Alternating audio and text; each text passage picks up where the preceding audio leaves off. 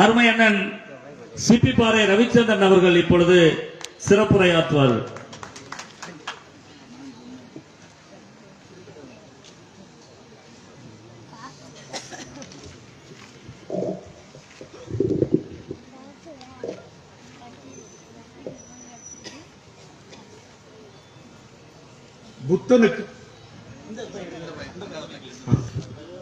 புத்தனுக்கு கிடைத்த அசோகனை போல, மார்க்சுக்கு கிடைத்த லெனினை போல, சக்கரவர்த்தி ராஜராஜ சோழனுக்கு கிடைத்த ராஜேந்திர சோழனை போல எங்கள் தலைவர் வைகோவுக்கு தப்பாமல் பிறந்த துரை வைகோ அவர்களுக்கு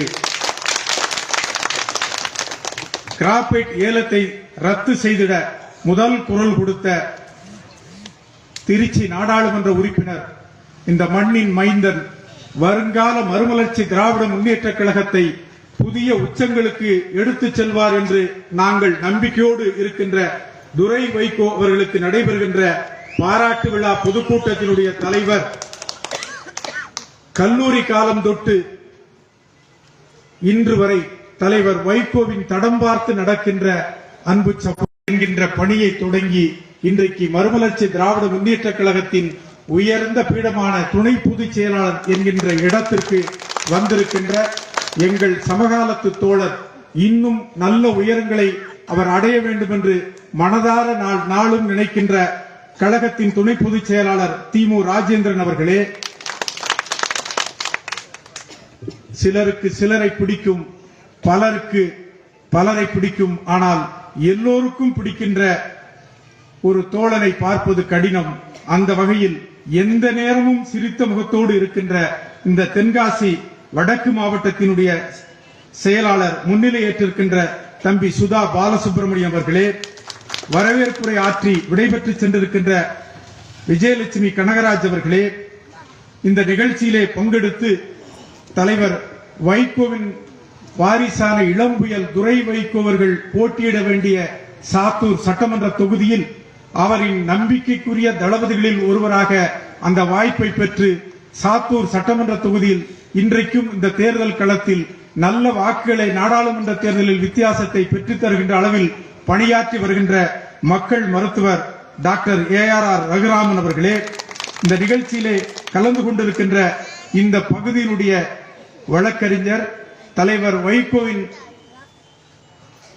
காலம் தொட்டு இன்று வரை துரை வைகோ காலம் வரை அவர்கள் நம்பிக்கைக்கு பாத்திரமாக பணியாற்றி வருகின்ற உயர்நீதிமன்றத்தினுடைய வழக்கறிஞர் VS நம்முடைய சுப்ராஜ் அவர்களே, விநாயகா ரமேஷ் அவர்களே, RS ரமேஷ் அவர்களே, வேல்முருகன் அவர்களே, எல்லாவற்றுக்கும் நிறைவாக இந்த கூட்டத்தில் கலந்து கொண்டு நிறைவாக சிறப்புரையாற்ற வருகை தந்திருக்கின்ற மறுமலர்ச்சி திராவிட முன்னேற்ற கழகத்தின் அரசியல் ஆய்வு மைய செயலாளர், மூங்கில் காடுகளில் மூச்சு வாங்குவதற்கு தேங்கி நிற்கின்ற தென்றலை போல வார்த்தைகளை சரம் கொடுத்து பேசுவதில் மேடை பேச்சாளர், எந்த சொல் வெல்லும் என்பதை அறிந்து ஊடக விவாதங்களில் கண்ணியம் என்கின்ற சிமிழுக்குள் இருந்து கருத்துக்களை ஆணித்தரமாக எடுத்து வைப்பதில் எங்கள் இயக்கத்திற்கு கிடைத்த ஒரு கருத்து பெட்டகம் அண்ணன் ஆவடி அந்தரிதாஸ் அவர்களே, நான் திரு ராஜேந்திரன் அவர்கள் முன்மொழிந்த பெயர்கள் அத்தனையும் காலத்தின் அருமை கருதி வழிமொழிந்து இந்த நிகழ்ச்சியை சிறப்பாக ஏற்பாடு செய்த ஒன்றிய கழகத்தின் செயலாளர்கள் சீனிவாசன், ராஜகோபால், செல்வகுமார், இந்த பேரூராட்சியினுடைய தலைவர், மறுமலர்ச்சி திராவிட முன்னேற்ற கழகத்திற்கு தொடர்ந்து வெற்றிகளை ஈட்டித் தருகின்ற திருவேங்கடம் பேரூராட்சி தலைவர் பாலமுருகன் உள்ளிட்ட அனைவருக்கும் என்னுடைய வணக்கத்தை தெரிவித்துக் கொள்கிறேன். இந்த திருவேங்கடம் எங்கள் நன்றிக்குரிய மண். ஆம், கலிங்கப்பட்டி முற்றம் தொடங்கி ஐநா மன்றம் வரை முழங்குகின்ற ஒரு தலைவன், பனிமுகுந்த சிடகங்களில் பள்ளத்தாக்குகளில் பாய்ந்தோடும் காற்றாறுகளில் நீந்தி 6000 மைல்களை கடந்து எப்படி செஞ்சீனத்தில் மாவோ அந்த நாட்டுக்கு விடுதலை பெற்று தந்தாரோ அதுபோல தமிழ்நாட்டில் இந்த தெற்கு சீமையில் இந்த மண்ணில் பிறந்த ஒரு தலைவன் 6000 கிலோமீட்டர் நடந்து மதுவை ஒழிக்க வேண்டும், சமூக நல்லிணத்தை பெற்றுத்தர வேண்டும் என்று நடையாய் நடந்த அந்த தலைவர். வவுனியா காட்டில் சிங்களர்களின் பீரங்கி குண்டுகளுக்கு டாட்டா காட்டிய தலைவன்.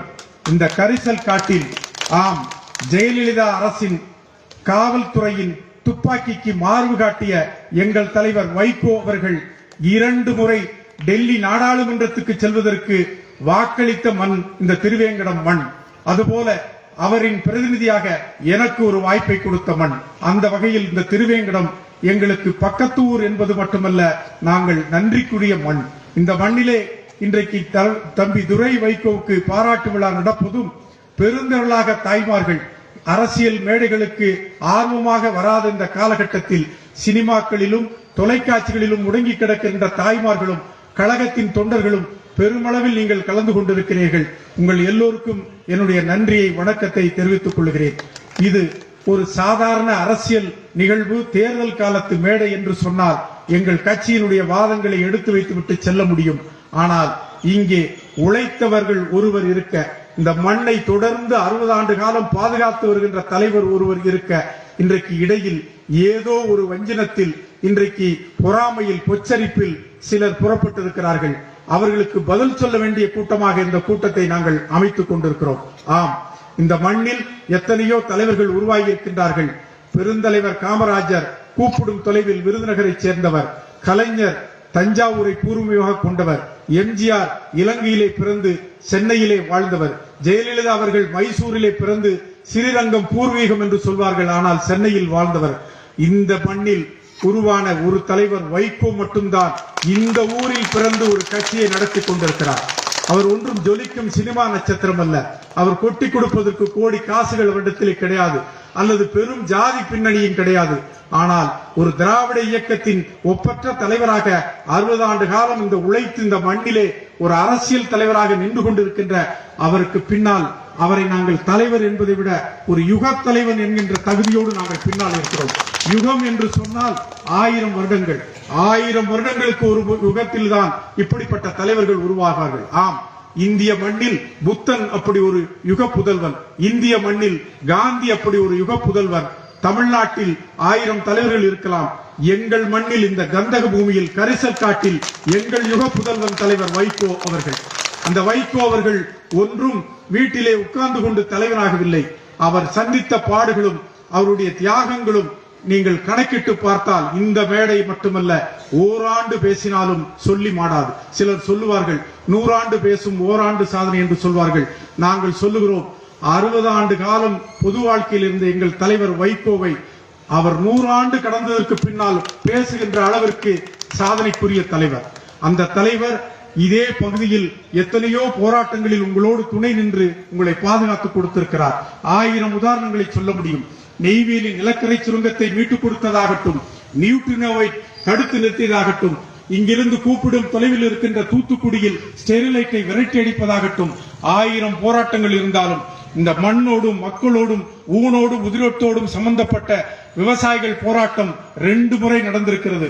ஒரு முறை வன்னி குணந்தலில், குறிஞ்சாக்குளத்தில், குறுக்கல் பெட்டியில் 1000 விவசாயிகள் தாக்கப்பட்ட போது அன்றைக்கு ஓடி வந்து கட்சி பார்க்காமல் ஜாதி பார்க்காமல் உங்களுக்கு துணை நின்ற தலைவர் எங்கள் தலைவர் வைகோ அவர்கள். நான் பட்டியலிலே சொல்லுகின்ற போது என் மனக்கண்ணுக்கு முன்னால் 1993ஆம் ஆண்டில் மார்ச் திங்கள் கடைசி வாரத்தில் கோவில்பட்டி தெருக்களில் 100கணக்கான டிராக்டர்கள் அணிவகுக்க அன்றைக்கு ஆட்சியில் இருந்த ஆட்சியாளர்களுக்கு எதிராக விவசாயிகள் நியாயம் கேட்டு போராடுவதற்கு சென்ற போது ஒரு மாலை நேரம் 6:30 மணி இருக்கும். அந்த நேரத்தில் விளக்குகள் அணைக்கப்படுகின்றன. அங்கே திரண்டிருந்த டிராக்டர்களை நோக்கி காவல்துறை முன்னறிவிப்பு இல்லாமல் தடியடி நடத்துகிறார்கள். அந்த காவல்துறையுடைய தடியடியை எதிர்த்து சின்ன போராட்டம் வந்தபோது துப்பாக்கி சூடு நடக்கிறது. முதல் குண்டு அங்கே இருக்கின்ற டிரான்ஸ்பார்மரில் விழுகிறது. முழு மின்சாரமும் நிறுத்தப்படுகிறது. அந்த இருட்டில் என்ன நடந்தது என்று தெரியவில்லை. தோட்டாக்கள் சீறி பாய்கின்றன. மரண ஓலம் கேட்கின்றது. எல்லாம் முடிந்துவிட்டு வெறிச்சோடி போய்விட்டது. இரவு 8 மணி இருக்கும். நான் அந்த பக்கத்து கிராமத்தை சேர்ந்தவன் என்ற முறையில், அந்த ஊர்வலத்தில் நான் பார்த்து கொண்டிருந்தவன் என்ற முறையில், அந்த 8 மணிக்கு மேல் மின்சாரம் வந்ததற்கு பின்னால் பார்க்கிறேன், டிராக்டர்கள் அடித்து நொறுக்கப்பட்டு தெருவெங்கும் சிதறி கிடக்கின்றது. மரண ஓலம் கேட்டுக் கொண்டிருக்கிறது. உடனடியாக இப்பொழுது போல் அன்றைக்கு அலைபேசி வசதி கிடையாது. நான் அங்கு இருக்கின்ற பொது தொலைபேசிக்கு சென்று நான் முதலாக இந்த போராட்டம் நடந்த போது, இந்த பாதிப்பு நடந்த போது நான் அன்றைக்கு 30 வருடத்துக்கு முன்னால் ஒரு 29 வயது இளைஞன், என் மனதில் தோன்றிய ஒரே பெயர் தலைவர் வைகோ தான். அவரிடத்தில் இதை கொண்டு சென்றால் தான் இந்த பிரச்சனையை தீர்க்க முடியும் என்று நான் தொலைபேசியிலே அழைத்த போது அவர் சொன்ன முதல் வார்த்தை, பதட்டப்படாமல் சொல்லுங்கள், நீங்கள் போய் இன்னும் ஒரு முறை தெளிவாக பார்த்துவிட்டு 9:30 மணி வரை நான் இந்த தொலைபேசி அழைப்புக்கு காத்திருப்பேன், எனக்கு தொலைபேசியிலே பதில் சொல்லுங்கள் என்று சொன்னார். நானும் போய் தேடி பார்த்துவிட்டு விசாரித்து விட்டு நான் தலைவரிடத்திலே 9:30 மணிக்கு சொன்னேன். 2 பேர் இறந்ததாக சொல்லுகிறார்கள், இன்னும் சிலருக்கு காயம் ஏற்பட்டிருக்கிறது, டிராக்டர்கள் நகர முடியாத அளவிற்கு கோவில்பட்டி ராமசாமிதாஸ் பூங்காவுக்கு முன்னாலே நிறுத்தி வைக்கப்பட்டிருக்கிறது என்று சொன்னபோது தலைவர் வைகோ அவர்கள், நீங்கள் பயப்பட வேண்டாம், நான் பார்த்துக் கொள்கிறேன் என்று சொல்லிவிட்டு மறுநாள் காலை நாடாளுமன்றத்தில் நான் உறுப்பினராக இருந்தவர் என்ற முறையில் சொல்கிறேன், அவசரமாக 0 அவர் என்று சொல்வார்கள், அதிலே உடனடியாக அங்கே போய் 0 அவரிலே நான் பேச வேண்டும் என்று சொல்லி பொதுவாக 0 அவரிலே அந்த நேரத்திலே தேசிய முக்கியத்துவம் வாய்ந்த அல்லது மாநில முக்கியத்துவம் வாய்ந்த சர்வதேச முக்கியத்துவம் வாய்ந்த பிரச்சனைகளுக்கு தான் அனுமதி கொடுப்பார்கள். தலைவர் வைகோவுக்கு இருக்கின்ற செல்வாக்கை பயன்படுத்தி இந்த கோவில்பட்டி பிரச்சனையை பேசுவதற்கு அனுமதியை பெற்று நாடாளுமன்றத்திலே அதை பேசி முடித்துவிட்டு 2 மணிக்கு விமானம் பிடித்து சென்னைக்கு வந்து சென்னையிலிருந்து இரவோடு இரவாக பேருந்திலே பயணம் செய்து வந்து காலை 6 மணிக்கு வந்தார்கள். வந்த மாத்திரத்திலே அங்கே பயணியர் விடுதியிலிருந்து உடனடியாக புறப்பட்டு டிராக்டர்கள் நிறுத்தி வைக்கப்பட்டிருக்கின்ற அந்த காவல்துறை மைதானத்துக்கு சென்றார்கள். சென்ற மாத்திரத்தில் அந்த கருப்பு துண்டும் நிமிர்ந்த பார்வையும் அந்த தலைவனுடைய கம்பீர குரல் ஒரே வார்த்தை தான் சொன்னார் தலைவர், டிராக்டர்களை 1 மணி நேரத்தில் விடலன்னா நடக்கிறதே வேற என்ன தலைவர் வைகோ சொன்னார். 10 மணிக்கு அங்கே நிறுத்தி வைக்கின்ற டிராக்டர்கள் ஒவ்வொன்றாக அனுப்பி வைக்கப்பட்டன. அடுத்து என்ன, 2 பேர் இறந்திருக்கிறார்கள். ஒருவர் இருதய ஜோசப் ரெட்டியார், இன்னொருவர் நம்முடைய வெங்கடாசலபுரத்தைச் சேர்ந்த எத்திராஜ் நாயக்கர்.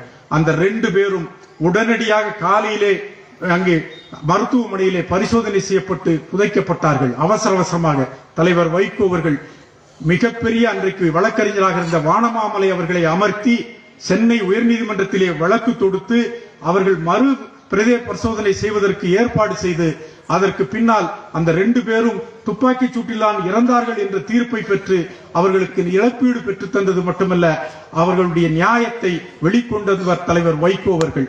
இதை நான் சொல்லுவதற்கு காரணம், இது 30 ஆண்டுகளை கடந்து விட்டது. பலருக்கு இது தெரியாது. தாய்மார்கள் வந்திருக்கிறீர்கள், நீங்கள் வீட்டோடு இருப்பவர்கள், இங்கே வந்திருக்கின்ற இளைஞர்களுக்கு இது தெரியாது. வரலாறு தியாகத்தையோ போராட்டத்தையோ மறக்க கூடாது. ஏனென்றால் இதே மண்ணில் பிறந்த பாரதி, வ.உ. சிதம்பரனார் அவர்களுக்கு நிகராக ஒரு போராட்டவாதிகளும் லட்சியவாதிகளும் கிடையாது. ஆனால் அவர்கள் மரணம் அடையும் போது 10 பேர் தான் இந்த மயானத்துக்கு சென்றார்கள். அவர்கள் சிறைச்சாலையிலிருந்து வந்தபோது 9 பேர் 10 பேர் தான் இருந்தார்கள். ஆனால் வைகோ அவர்கள் இந்த மண்ணில் 60 ஆண்டு காலம் உழைத்த அந்த உழைப்பிற்கு, ஒரு தியாகத்திற்கு நீங்கள் நன்றிக்குரியவர்களாக இருக்க வேண்டும். தேர்தல் வரும், ஜெயிப்போம். தேர்தலில் ஜெயிப்பதும் தோற்பதும் ஒரு லட்சியவாதிக்கு என்றைக்குமே அது ஒரு பிரச்சனை கிடையாது. ஜெயித்தால் மக்கள் பணி, ஜெயிக்காவிட்டால் நாடாளுமன்றத்துக்கு வெளியே இருந்து உங்களோடு சேர்ந்து போராடுகின்ற தலைவர் தான் தலைவர் வைகோ அவர்கள்.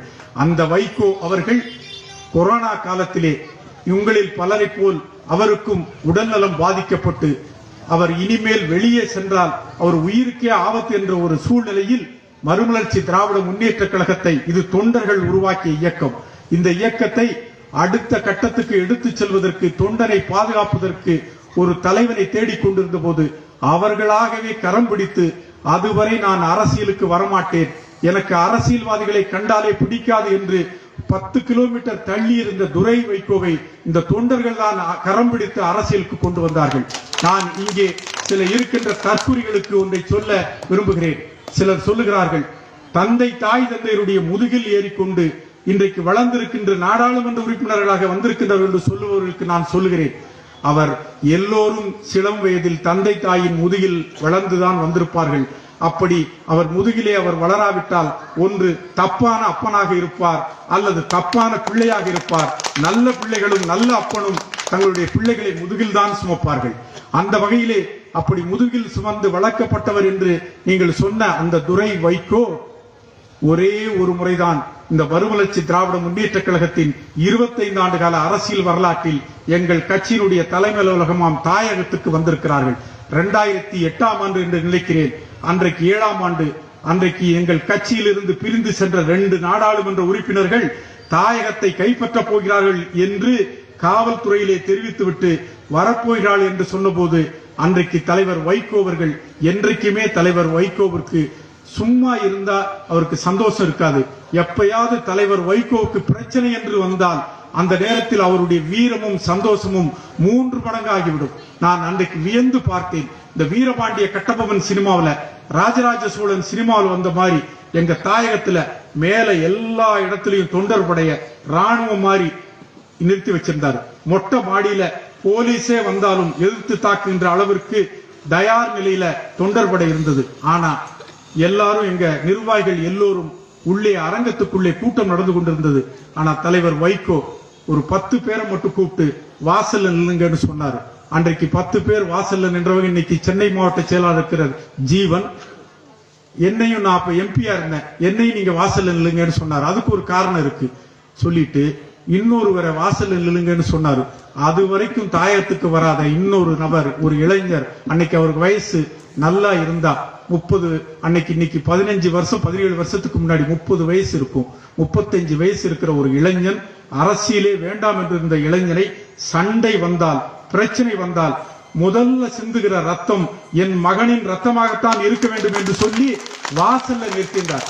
அன்னைக்கு துரை வைகோ அரசியலுக்கு வருவார்னு அவரும் நினைக்கல, தலைவர் வைகோவும் நினைக்கல. ஏன்? அவர் நாடாளுமன்ற உறுப்பினரா வருவோம்னு இந்த கட்சிக்கு வரல. இந்த கட்சியை, தலைவரை பாதுகாக்க வேண்டும் என்று வந்தார். அவர் சும்மா ஒன்னும் அரசியலுக்கு வரல. கொரோனா நேரத்துல இங்க இருக்கின்ற தாய்மார்களுக்கு சொல்வேன், பக்கத்து வீட்டுக்காரன் இல்ல, பெத்த மகன் கூட உங்களை பார்த்து பக்கத்துல வர்றதுக்கு பயப்படுவாங்க. 60 வயசானவங்க கொரோனாவில வீட்டுல படுத்திருந்தா யாரையாவது நம்பருக்கு தொலைபேசியில போன் பண்ணி நர்ஸோ அட்டண்டரோ வந்து தூக்கிட்டு போங்கன்னு சொல்லுவாங்க.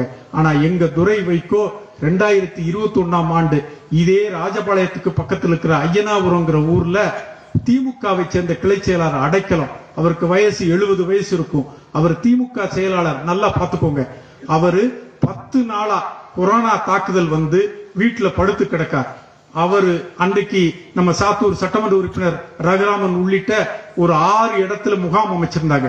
ஒரு தொலைபேசி வருது, அங்க திமுக கிளை செயலாளர் கொரோனாவில் தாக்கப்பட்டு அங்கே படுத்து கிடக்கிறாரு, அதை கவனிப்பார் இல்லைன்னு சொன்ன உடனே நீங்க நம்ப மாட்டீங்க, ஒரு ஆம்புலன்ஸ் எடுத்துக்கிட்டு ஐயனாபுரத்துக்கு துரை வைகோ போறார். போனவர் மட்டும் இல்ல, அவர் வெளியில நின்றுட்டு யாராவது 2 தொண்டர்களை பார்த்து அடைக்கலத்தை ஏத்தி வேன்ல ஏத்துங்கன்னு சொல்லலாம். அவரே நேரா போறார். அடைக்கலத்தை ஒரு அன்னைக்கு கொரோனா தடுப்புக்கு ஒரு கோட்டை போட்டுக்கிட்டு அடைக்கலத்தை ஒரு ஆள் கையில பிடிக்கிறார், இன்னொரு ஆள் காலில் பிடிக்கிறார், இடுப்புல பிடிச்சு அந்த ஆம்புலன்ஸ்ல ஏத்தி ராஜபாளையம் ஆஸ்பத்திரிக்கு கூட்டிட்டு போய் அவர் அட்மிட் போட வச்சு அவருக்கு சிகிச்சை ஏற்பாடு செய்கின்ற 1 மணி நேரம் வரைக்கும் நின்றுட்டு இருந்து துரை வைகோ வந்தாரு. அன்னைக்கு மட்டும் துரை வைகோவுக்கு அங்கிருந்த டாக்டருக்கு வந்த கொரோனா, அடைக்கலம் 3 நாள்ல இறந்துட்டாரு. நல்லா பாத்துக்கோங்க. 3 நாள்ல ஒரு முத்துன கொரோனா நோயாளிய அன்னைக்கு எடுத்துக்கிட்டு ஆஸ்பத்திரிக்கு போனா நம்ம உயிருக்கு என்ன ஆகும்னு நினைச்சிருந்தா துரை வைகோ அந்த வேலையை செஞ்சிருப்பாரா? அதற்கு காரணம் வைகோ என்கின்ற தலைவனின் மகன், அவருக்கு ரத்தத்திலே ஊறி இருக்கின்ற அந்த சேவை மனப்பாட்டு. அவரை பார்த்து இன்னைக்கு நீங்க நம்ம ராஜேந்திர சொன்னார், என்ன சின்ன பையல்னு சொன்னீங்கன்னா, ஆமா, நீங்க உங்க தரத்துல சின்ன பையன்னு சொல்றீங்க, நாங்க எங்க பிரியத்துல எங்க சின்னவர்னு சொல்றோம். தமிழ்நாட்டு அரசியல்ல 2 பேருக்கு தான் சின்னவர்னு பேரு. ஒருத்தர் புரட்சி தலைவர் எம்ஜிஆருக்கு சக்கரபாணிய பெரியவர்னு சொல்லுவாங்க, புரட்சி தலைவரை சின்னவர்னு சொல்லுவாங்க. நாங்க சொல்றோம், எங்க தலைவரை பெரியவர்னு சொன்னமோ இல்லையோ, எங்க துரை வைகோவை சின்னவர்னு சொல்றோம். அந்த சின்னவர் தான். நான் 1000 உதாரணங்களை சொல்ல முடியும். இங்கிருந்து கூப்பிடுற தொலைவில் இருக்கிற ஆலமநாயக்கம்பட்டி கரசக்குளத்துல 20 வருஷத்துக்கு முன்னாடி கூட்டுறவு சங்கம் நிர்வாக பிரச்சனை காரணமாக இழுத்து மூடப்பட்டது. ஒரு கூட்டுறவு சங்கம் இழுத்து மூடப்பட்டால் திரும்ப அந்த நிர்வாகத்தை அமைப்பது மிக சிரமமான கடினமான பணி. ஆனா அங்க இருக்கின்ற நம்முடைய கழகத்தின் தோழர்கள் கணேஷ்குமார் உள்ளிட்ட சுப்ராஜ் உள்ளிட்ட பலரும் இதை துரை வைகோ கவனத்துக்கு கொண்டு போன உடனே 20 வருஷம் மூடி கிடந்த அந்த கூட்டுறவு சங்கத்தை 20 வருஷம் கழிச்சு, அவர் அன்னைக்கு எம்பியா இல்ல, நல்லா பாத்துக்கோங்க, எம்பியா இல்ல, 20 வருஷம் கழிச்சு ஒரு மந்திரிக்கு 2 மந்திரியை பார்த்து அதை போராடி அரசாங்கத்தை ஜீவோ போட வச்சு உச்ச நீதிமன்றம் வரைக்கும் போக வேண்டிய, மத்திய அரசு வரைக்கும் போக வேண்டிய ஒரு விஷயத்தை ஒரு 50 வயசு கூட ஆகாத ஒரு இளம் தலைவர் முடிச்சு கொடுத்தாருன்னா அவரு நீங்க சொல்ற மாதிரி சின்ன ஆளா இருந்தாலும் எங்களை பொறுத்த வரைக்கும் ஒரு பெரிய ஆள். அது போல நம்ம 2 ரமேஷ் இங்க உட்கார்ந்து இருக்காங்க. இந்த தென் மாவட்டங்கள்ல மக்காச்சோளமும் பருத்தியும் இப்படி நம்ம விளைச்ச நம்முடைய பயிர்களை இந்த காட்டு பன்றிகள் வந்து அழிச்சு தாக்கி அழித்து பெரும் சேதத்தை உருவாக்கி கொடுத்தது. அதை தடுத்து நிறுத்தணும்னு சொல்லி எல்லாரும் புலம்புனாங்க, கூப்பாடு போட்டாங்க, அறிக்கை விட்டாங்க.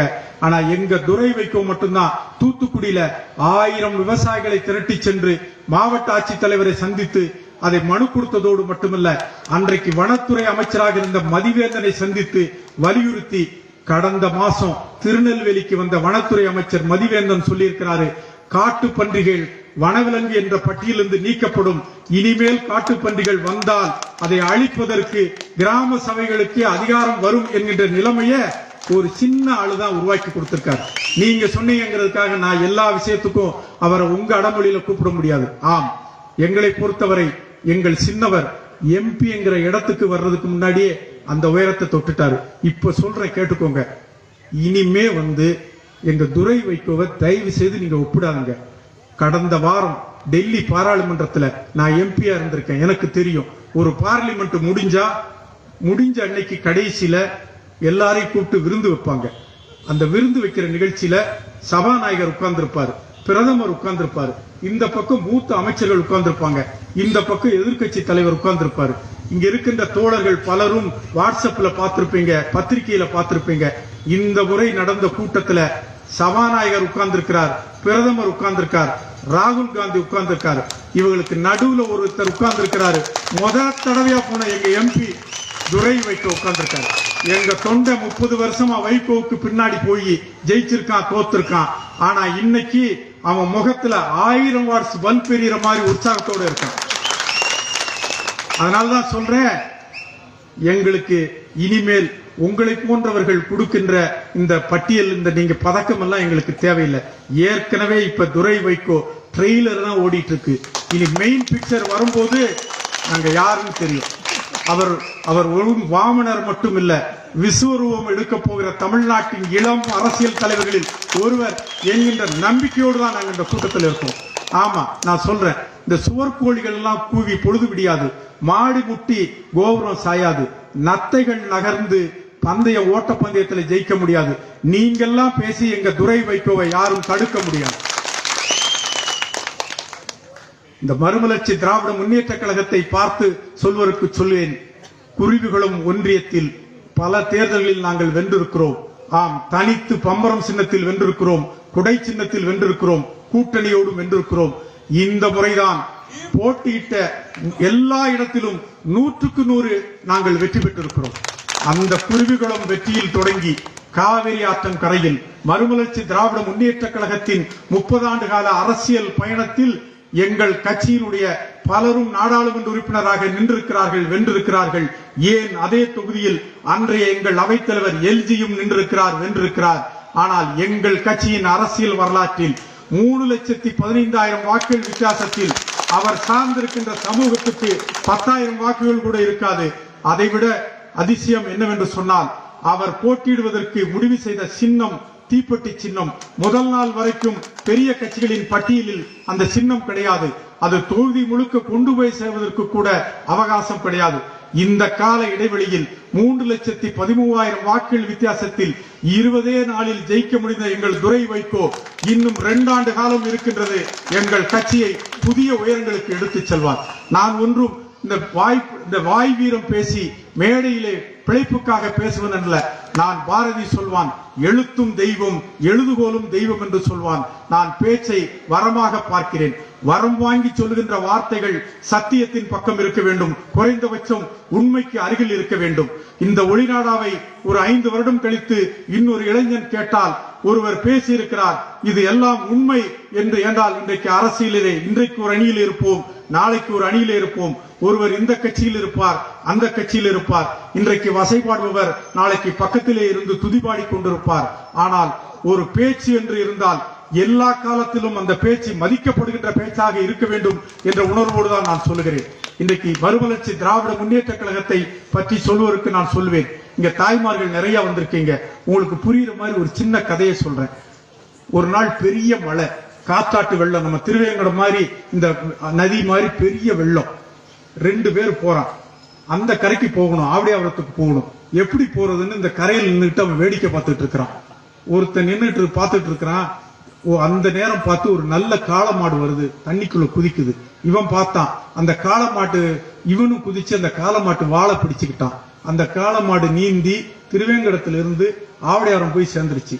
அடுத்தவன் பார்த்துக்கிட்டே இருந்தான். அப்போ ஒரு நாய் வந்தது. அந்த நாய் தண்ணியில குதிச்சது. இவனும் அதுல குதிச்சான். நாயை வாழை பிடிச்சுக்கிட்டான். நாய் ஒரு 10 அடி போன உடனே தண்ணியில முங்க ஆரம்பிச்சிருச்சு. இவனுக்கு நீச்சலும் தெரியல, என்ன செய்யறதுன்னு தெரியல, கைய போட்டு ஆட்டிக்கிட்டு இருக்கிறான். அப்ப அப்படியே பார்த்துட்டு இருக்கிறான். என்ன செய்யறதுன்னு தெரியல, ஏதாவது வருமா பிடிச்சுக்கலாமான்னு பாக்குறான். கருப்பு கலர்ல ஒரு பந்து மாதிரி ஒண்ணு தண்ணியில மிதந்து வருது. இவன் போய் அதை எப்படியாவது பிடிச்சுக்கலாமான்னு பக்கத்துல போறான். அதுவும் பக்கத்துல வந்துருது. 2 பேரும் சேர்ந்துக்கிடுறாங்க.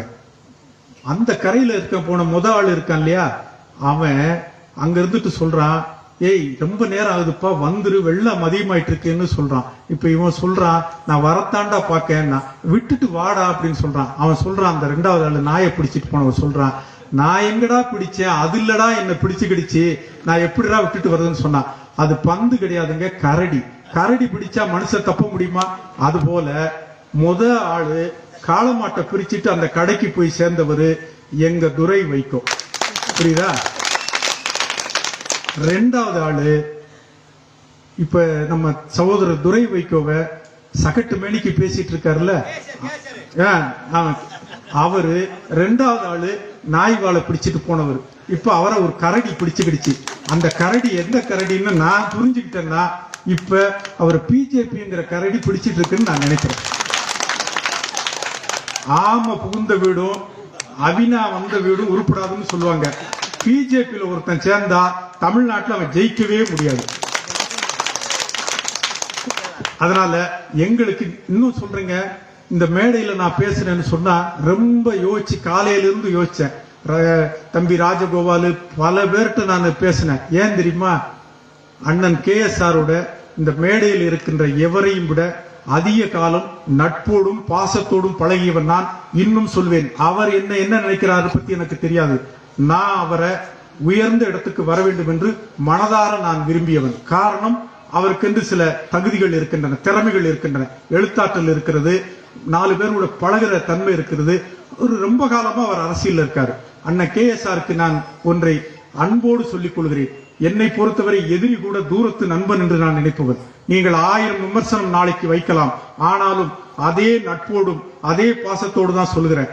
நீங்க இந்த காணொலியில சொல்லியிருக்கீங்க, காமராஜர் ஐயா உங்களை கோயில்பட்டி தம்பின்னு சொல்லுவார்னு சொல்லியிருக்கீங்க, கலைஞர் வக்கீல்னு ராதான்னு கூப்பிடுவார்னு சொல்லியிருக்கீங்க, எம்ஜிஆர் வக்கீல் சார்னு கூப்பிடுவார்னு சொல்லியிருப்பீங்க. எல்லாரும் பேர் சொல்லி கூப்பிட்டாங்களே, யாராவது உங்களை எம்எல்ஏன்னு உங்களை நிறுத்தினாங்களா? அப்படி நிறுத்தின ஒரே ஆளு எங்க தலைவர் வைகோ. 89ஆம் ஆண்டு நீங்க நெடுமாறன் கட்சியில இருந்து காங்கிரஸ் கட்சியில இருந்து திராவிட முன்னேற்ற கழகத்துக்கு நீங்க வர்றீங்க. அன்னைக்கு நீங்க போட்டியிட்ட தொகுதி என்ன தெரியுமா? இங்க பலருக்கு அரசியல் மறந்திருக்கும், கோவில்பட்டி தொகுதி. கோவில்பட்டி தொகுதியில அதற்கு முன்னர் வரைக்கும் மதிப்புக்குரிய திரு அழகர்சாமி அவர்கள் இந்திய கம்யூனிஸ்ட் கட்சி தொடர்ந்து ஜெயிச்சிட்டு வராரு. கூட்டணி பேச்சுவார்த்தை நடக்குது. கோயில்பட்டி தொகுதி திமுகவுக்கு வேணும்னு தலைவர் வைகோ தேர்தல் பணி செயலாளர் அவர் கேட்கிறாரு. கம்யூனிஸ்ட் கட்சி மாணிக்கம், அன்றைக்கு நான் நினைவு சரியாக இருந்தா மாணிக்கம் கம்யூனிஸ்ட் செயலாளர், கோயில்பட்டியை நாங்க விட்டு கொடுக்க முடியாதுன்னு சொல்றாரு. தலைவர் வைகோ கோயில்பட்டி இல்லைன்னா கூட்டணி இல்லைன்னு எந்திரிச்சு போறாரு. கடைசியா கூட்டணி முறிஞ்சு போச்சு, கோயில்பட்டி தொகுதி திமுகவுக்கு கிடைச்சது. அப்படி போராடி பெற்றுக் கொடுத்த தொகுதி கோயில்பட்டியில அன்றைக்கு நிறுத்தப்பட்ட வேட்பாளர் நம்ம KSR அவர்கள். அவரை நிறுத்தினது நம்ம தலைவர் வைகோ அவர்கள். உங்களுக்கு வாய்ப்பு கொடுத்தாரு. என்னாச்சு? சங்கரங்கோயில்ல தங்கவேலு ஜெயிக்கிறாரு, சிவகாசியில சீனிவாசன் ஜெயிக்கிறாரு, திராவிட முன்னேற்ற கழகம் தமிழ்நாடு பூரா ஜெயிக்குது. நீங்க மட்டும் தோத்துடுறீங்க. இப்போ உங்களை வாய்ப்பு கொடுத்தது நாங்களா, கெடுத்துக்கிட்டது நீங்களா? சரி, அதை விடுங்க. 96ஆம் ஆண்டு மறுமலர்ச்சி திராவிட முன்னேற்ற கழகம் தமிழ்நாட்டில் வலுவோடும் பொலிவோடும் வீறு கொண்டு இருந்த போது ஒரு 3-4 தொகுதிகள் உறுதியாக ஜெயிக்கும் என்று சொன்னால் அப்படி தீர்மானிக்கப்பட்ட தொகுதிகள், ஒன்று சங்கரன்கோயில், 2வது தொகுதி கோயில்பட்டி, 3வது தொகுதி அன்னைக்கு இருந்த சிவகாசி. உங்களுக்கு கோயில்பட்டி தொகுதியில உங்களை நிறுத்திட்டு எங்க தலைவர் விளாத்திக்குளம் தொகுதியில போய் நின்னாரு. நீங்க கோயில்பட்டி தொகுதியில அன்னைக்கு 6000 ஓட்டுல கம்யூனிஸ்ட் தோத்துட்டீங்க. வாய்ப்பு கிடைக்கும் போது எல்லாம் உங்களை அவர் சட்டமன்ற உறுப்பினர் ஆக்க வேண்டும் என்று மனதார நினைத்தவர் தலைவர் வைகோ அவர்கள். நீங்கள் நினைக்கிறீர்கள் உங்களுடைய அரசியலை அவர்தான் கெடுத்து விட்டார் என்று சொல்லுகிறீர்கள். அவர் கெடுக்கின்ற அளவிற்கு நீங்கள் பெரிய மனிதரும் கிடையாது. உங்களை கெடுக்கின்ற அளவிற்கு எங்கள் தலைவர் சிறிய மனிதரும் கிடையாது. இதெல்லாம் நான் இன்னைக்கு ஏன் சொல்றேன்னு சொன்னா, உங்களை பேச வேண்டிய நிலைமை வந்திருக்காது. நீங்க ஒரு தனிநபரோ அல்லது ஒரு இயக்கத்தின் பிரதிநிதியோ, ஆனால் நீங்கள் பேசுவது யாரை என்று நீங்கள் யோசித்து பார்க்க வேண்டும். பேசுவது மறைமுகமாக இருக்கலாம், ஆனால் நீங்கள் பேசுவது இன்னும் 100 ஆண்டு காலத்திற்கு இந்த மண்ணின் இந்த கரிசல் காட்டில் ஒரு வரலாற்று நாயகனாக இருக்க போகிற எங்கள் தலைவர் வைகோவின் வாரிசை தான் நீங்கள் பேசுகின்றீர்கள். துரை வைகோ ஒன்றும் சாதாரணமானவன் கிடையாது. சோழ பேரரசை நிறுவிய ராஜராஜ சோழன் நில சீர்திருத்தங்களை கொண்டு வந்தான், பாசன திட்டங்களை கொண்டு வந்தான். ஆனால் அவனுடைய புகழ் சோழ சாம்ராஜ்யத்தில் மட்டும்தான் நின்றது. அவனுக்கு மகனாக பிறந்த ராஜேந்திர சோழன் அவன் தந்தை உருவாக்கிய அடித்தளத்தை வைத்துக் கொண்டு கப்பல் படையை அமைத்தான். அவன் சுமத்ரா வரை சென்று வெற்றி கொடியை நாட்டினான். அவன் காலத்தில் சோழ நாடு ஒரு பொற்காலமாக திகழ்ந்தது. ஆம், எங்கள் தலைவருக்கு எல்லா தகுதியும் இருக்கிறது. எங்கள் தலைவரை பொறுத்தவரை தமிழ்நாட்டில் இருக்கின்ற தலைவர்களிலே மதிக்கத்தக்க தலைவர் தான். ஆனால் காலம் அவருக்கு வெற்றியை தரவில்லை. துரை வைகோ எங்கள் தலைவர் வைகோவை ஒப்பிடுகின்ற போது உயரமான தலைவர் அல்ல. அவருடைய வரலாற்றுக்கு முன்னால் துரை வைகோ ஒரு மாணவன். ஆனால் துரை வைகோவிடத்திலே மதியுகம் இருக்கின்றது. அவர் என்னை பொறுத்தவரை நான் சொல்லுகிறேன், அவர் ஒரு சாமர்த்தியசாலி. எப்பொழுதும் சத்தியவான்களும் ஜெயிப்பதை விட சாமர்த்தியசாலிகள் ஜெயித்திருக்கிறார்கள். நாங்கள் ஜெயிப்போம் என்ற நம்பிக்கையோடு நாங்கள் இருக்கிறோம். இந்த நேரத்திலே ஒரு சின்ன சம்பவத்தை மட்டும் சொல்லிட்டு நான் விடைபெறலாம் என்று நினைக்கிறேன். ஒரு பரிசல் ஓட்டி இருந்தான். அந்த பரிசல் ஓட்டி இந்த கரையிலிருந்து ஆளுகளை கூட்டிட்டு போய் காசு வாங்கிட்டு அந்த கரையில விடுவான். அந்த கரையிலிருந்து ஆளுகளை கூட்டிட்டு வந்து இந்த கரையில விடுவான். அவன் இந்த கரைக்கும் அந்த கரைக்கும் ஓட்டிட்டு இருக்கிறது அவன் வேலை. அத கல்யாண்ஜிங்கிற கவிஞர் ஒரு 4 வரியில சொல்வார். இக்கரைக்கும் அக்கரைக்கும் பரிசல் ஓட்டி எக்கரை என்கரை என்பது மறந்து போச்சு, இடையில் ஓடும் நதி மெல்லச் சிரிக்கும். இது பொருள் என்னன்னா, ஒரு படகோட்டி இங்கேயும் அங்கேயும் படகு ஓட்டிட்டு இருந்து கடைசியில் அவன் சொந்த கரை எது, அவனுடைய இடம் என்னன்னு மறந்து போச்சு. அதை பார்த்துட்டு ஓடுற இந்த தண்ணி சிரிச்சலாம். நான் அதான் சொல்றேன், அண்ணன் KSR அவர்களே, நீங்க 50 வருஷம் அரசியல்ல உங்க தகுதி புகழ் உங்களுடைய முயற்சி எல்லாம் இருந்தோம். இந்த பக்கம் அந்த பக்கம்னு மாறி மாறி நீங்க 50 வருஷம் போனதுனால நீங்க அடைய வேண்டிய இடத்தை அடையவில்லை. கடைசி காலத்தில் நான் சொல்றேன், அன்போடு உங்களிடத்திலே கேட்டுக்கொள்கிறேன், இந்த மண்ணுக்கென்று ஒரு வரலாறு உருவாக வேண்டும் என்று சொன்னால் அது வைகோவை தவிர்த்துவிட்டு இந்த மண்ணுக்கு வரலாறு கிடையாது. இந்த மண்ணுக்கென்று ஒரு புகழ் வர வேண்டும் என்று சொன்னால் எங்கள் தலைவர் வைகோவை தவிர்த்துவிட்டு இந்த புகழ் வரப்போவதில்லை. அவர் தலைவர் நன்றாக இருக்கும் போதே அவர் காலத்திலே எங்கள் இயக்கம் மறுமலர்ச்சி திராவிட முன்னேற்ற கழகம் இன்னும் புதிய உயரங்களை பெறும். அப்பொழுது பெறுகின்ற போது நீங்கள் வரலாற்று பிழையை செய்யாதீர்கள். எங்களை ஆதரிக்க முடியாவிட்டாலும் நீங்கள் தூரத்தில் இருந்து கொண்டு எங்கள் வளர்ச்சியை பார்த்து சந்தோஷப்படுங்கள் என்று அன்பான வேண்டுகோளை விடுத்து, என்னை பொறுத்தவரை விமர்சிப்பவர்கள் விமர்சித்துக் கொண்டிருப்பட்டும், நம்முடைய வேலை அவனுக்கும் சேர்த்து உழைப்பதுதான் என்று ஜோசப் ஸ்டாலின் சொன்னார். உங்களுக்கும் சேர்த்தும், உங்களுக்கும் ஒரு எதிர்காலத்தை உருவாக்குவதற்கு சேர்த்தும் இந்த மண்ணில் பிறந்த தலைவர் வைகோவும் மறுமலர்ச்சி திராவிட முன்னேற்ற கழகமும் பாடுபடும் என்று சொல்லி, குறிஞ்சாக்குளம், வெள்ளாகுளம், சின்னக்காலம்பட்டி, சங்குபட்டி, ஐயாப்புலிபட்டி, காசிலிங்காபுரம் உள்ளிட்ட மக்களை பாதுகாத்து கொடுத்த, முதல் குரல் கொடுத்த துரை வைகோவுக்கு நன்றி. எதிர்காலத்தில் இந்த மக்களை பார்க்க போகின்ற துரை வைகோவுக்கு நன்றி. வாழ்க வைகோ, வெல்க மறுமலர்ச்சி திராவிட முன்னேற்ற கழகம், வளர்க துரை வைகோவின் புகழ். நன்றி, வணக்கம். அடுத்து நம்ம சிறப்பு பேச்சாளர் சென்னையிலிருந்து வந்திருக்கிற ஊடக விவாத வித்தகர் ஆவடி அந்திரிதாஸ் பேசணும். எல்லாரும் அமைதியா இருங்க. நம்ம சொன்ன டயத்துக்கு விழா சிறப்பா நிறைவு பெற்றிடுவோம். அதனால பின்னாடி எந்திரிக்காம வைக்காம அமைதியா உட்கார்ந்துருங்க. சிறப்பு பேச்சாளர் தன்னுடைய உரைக்கு முன்பாக நன்றி உரை ஆற்றுவதற்கு இந்த நிகழ்ச்சியை ஒருங்கிணைத்த கட்சியினுடைய வடக்கு மாவட்ட செயலாளர் நன்றி உரை ஆற்றுவார். சுதா பாலசுப்ரமணியன்.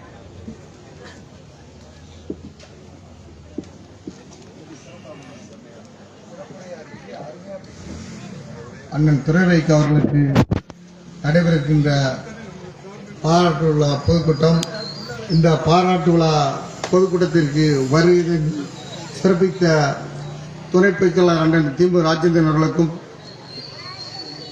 சென்னையிலிருந்து வருகிற அண்ணன் வழக்கறிஞர் ஆவடி அந்திரிதாஸ் அவர்களுக்கும், அண்ணன் சிப்பிப்பாறை ரவிச்சந்திரன் முன்னாள் எம்பி அவர்களுக்கும்,